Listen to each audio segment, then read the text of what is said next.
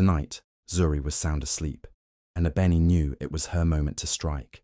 She tiptoed into Zuri's small, simple room, her eyes immediately locking on the amulet, resting on a table beside the bed. Ebeni stared at the amulet, its soft golden glow lighting up the shadows around it. It seemed alive, pulsing gently as if it were breathing. She hesitated for a moment, hearing a faint voice in her mind, a memory of Naya's warning. "Do not touch what does not belong to you," the voice seemed to whisper, but Ebeni shook her head, pushing the thought away. "It's just a silly warning," she muttered to herself. "This amulet is mine now. I deserve it more than Zuri ever will."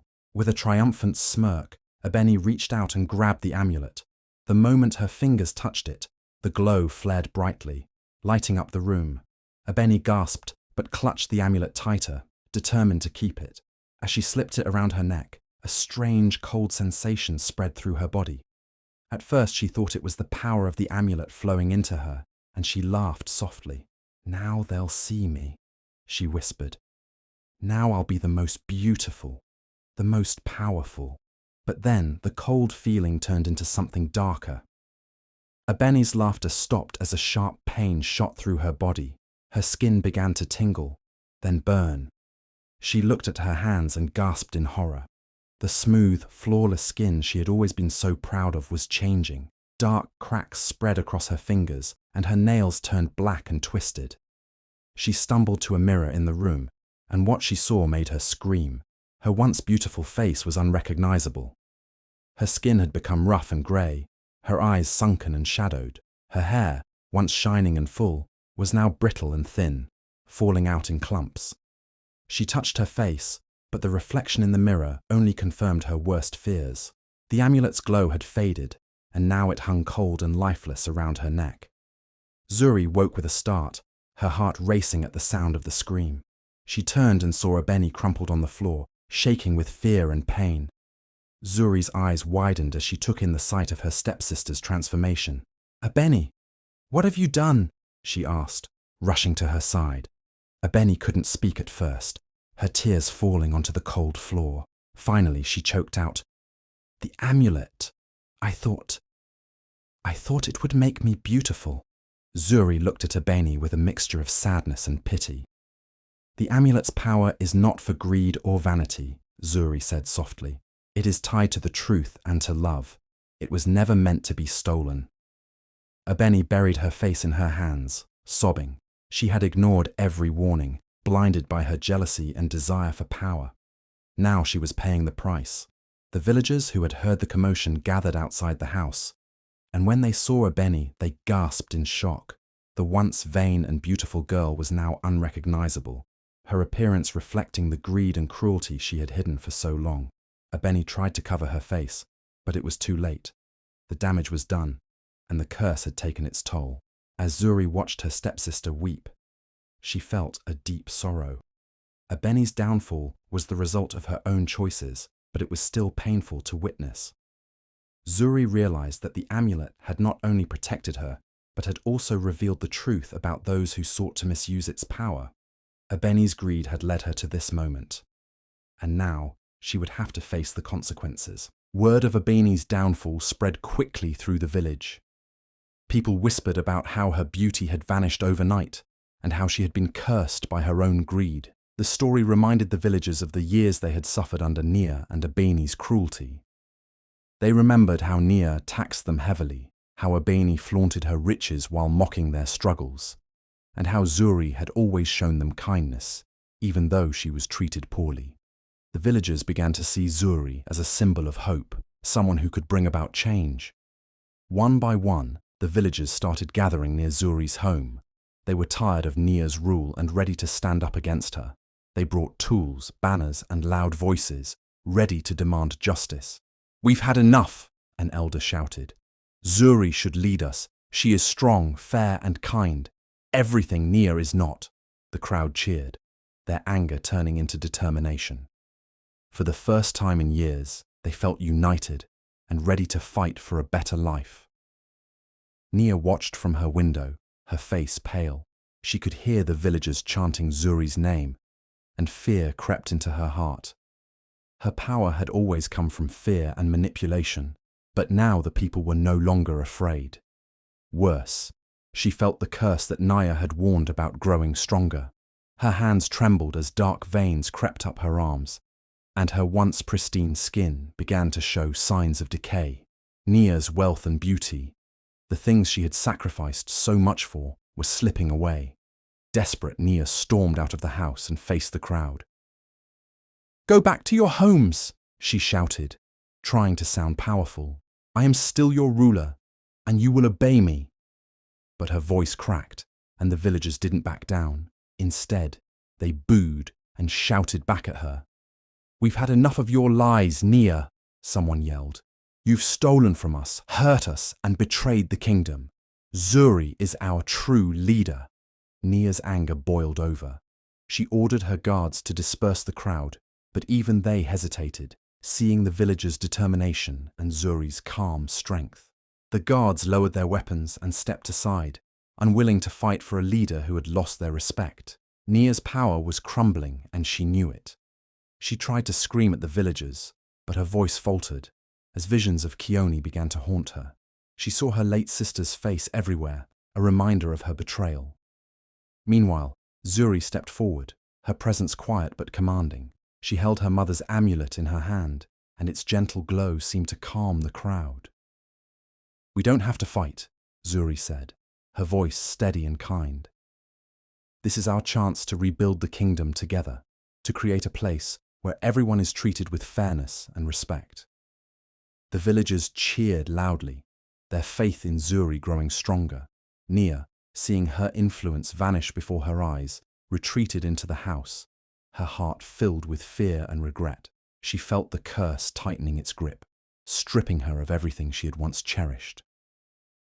Outside, the villagers rallied around Zuri, ready to follow her as their new leader. They believed in her vision of a better future and were ready to fight for it together. For the first time, the village felt alive with hope, and Zuri knew that this was just the beginning of a new chapter for her people. Nia sat alone in her grand room, clutching a golden necklace that once symbolized her wealth and power. The cheers for Zuri outside grew louder, but inside, Nia's world was crumbling. Shadows danced on the walls, and as she stared into her reflection, she saw something that made her gasp. Her face looked older, her skin pale and cracked, as if the life was being drained from her. She tried to look away, but when she turned, there stood the vision of her late sister, Kioni. Kioni's eyes were filled with sorrow and pain. "Why, Nia?" the vision whispered. "Why did you betray me?" Nia backed away, her hands trembling. "You're not real," she shouted, but the vision didn't disappear. Instead, Kioni's image seemed to follow her wherever she went. Every corner of the house seemed haunted by memories of the past, her betrayal, her greed, and the curse Naya had warned about. The curse began to show itself more clearly. The fine silks and jewels that Nia loved started to lose their shine, turning dull and lifeless. Her once beautiful house began to crumble, the walls cracking, and the air growing cold. Even the servants, who had once obeyed her every word, now avoided her, afraid of the darkness that seemed to surround her. Nia's power, wealth, and beauty, all the things she had sacrificed Kioni for, were slipping away, leaving her with nothing but regret. While Nia's world fell apart, Zuri's life was beginning to bloom. The villagers looked to her for guidance, and she stepped into the role with quiet determination. Each day, she worked alongside the people, helping to repair broken homes and plant new crops.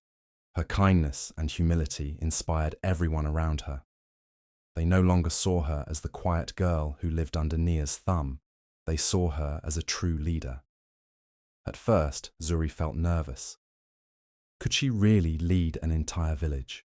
But as she listened to the villagers' hopes and fears, she realized something important. Her strength didn't come from magic or the amulet around her neck. It came from her heart, her compassion, and her belief in a better future.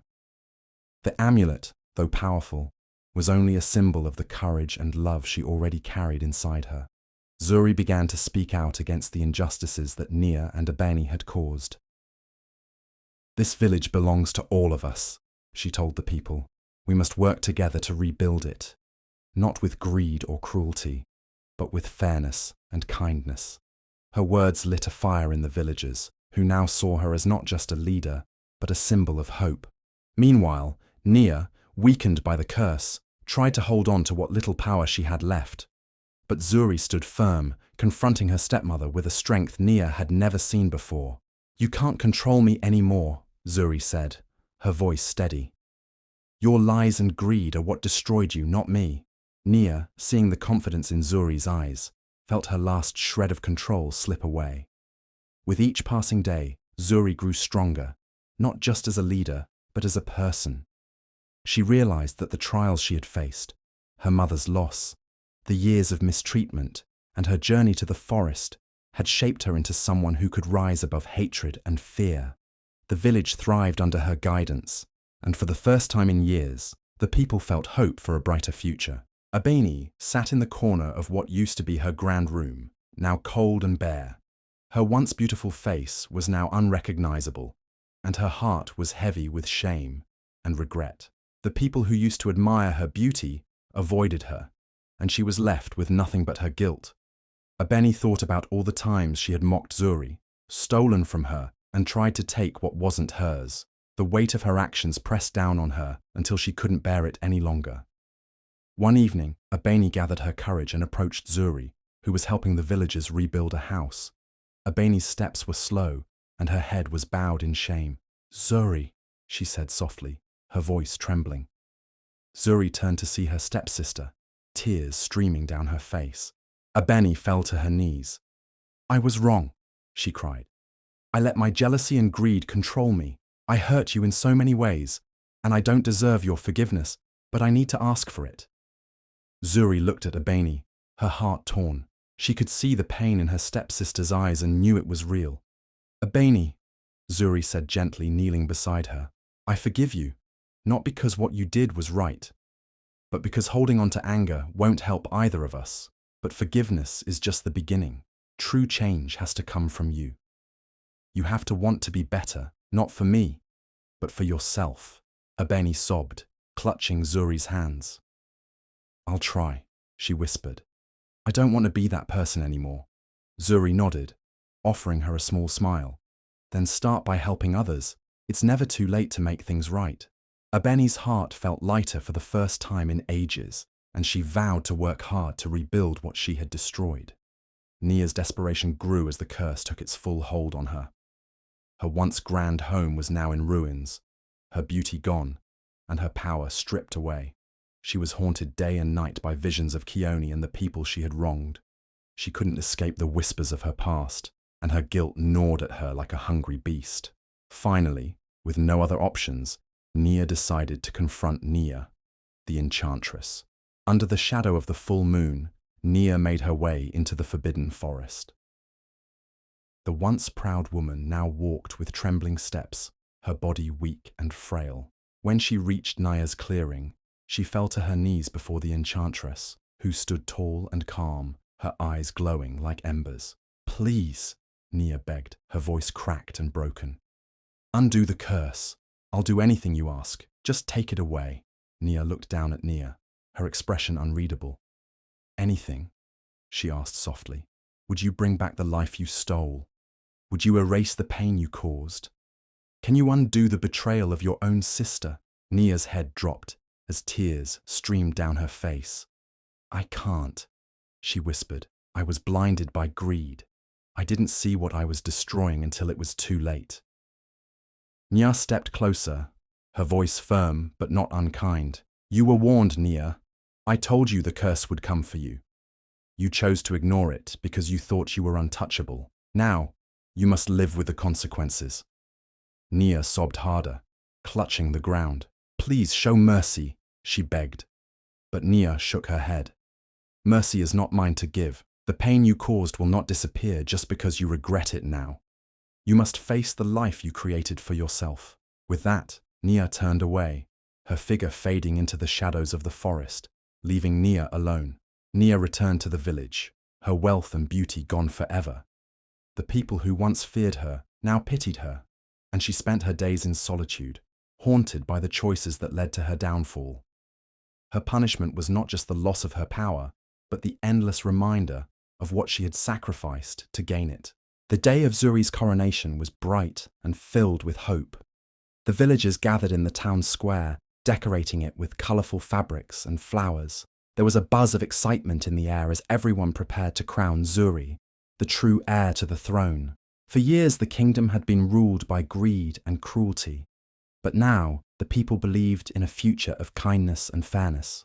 As Zuri walked through the crowd, wearing a simple but elegant gown, the villagers cheered for her. She carried herself with quiet strength, her mother's amulet glowing softly around her neck. The village elder stepped forward, holding the royal crown that had once belonged to Zuri's mother, Kyone. "Today," he said, his voice steady, "we honour the legacy of Queen Kyone and crown her daughter Zuri as our rightful queen." The crown was placed on Zuri's head, and the crowd erupted in cheers. Zuri looked out at her people, her heart swelling with gratitude. She knew this moment wasn't just about her. It was about the hope and strength of everyone who had stood by her side. From that day on, Zuri ruled with kindness and wisdom, ensuring that the kingdom entered a new era of peace and prosperity. Ebony, humbled by her fall, worked tirelessly to prove she had changed. She helped Zuri rebuild the kingdom, using her energy to mend the damage caused by her and her mother's actions. Ebony visited the villagers she had once mocked, offering apologies and assistance. Though it wasn't easy, her sincerity began to earn her forgiveness.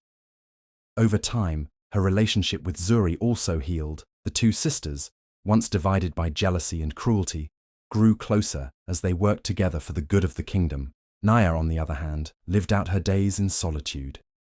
Stripped of her wealth and power, she spent her time reflecting on her mistakes. She often thought about the choices that had led to her downfall and the pain she had caused.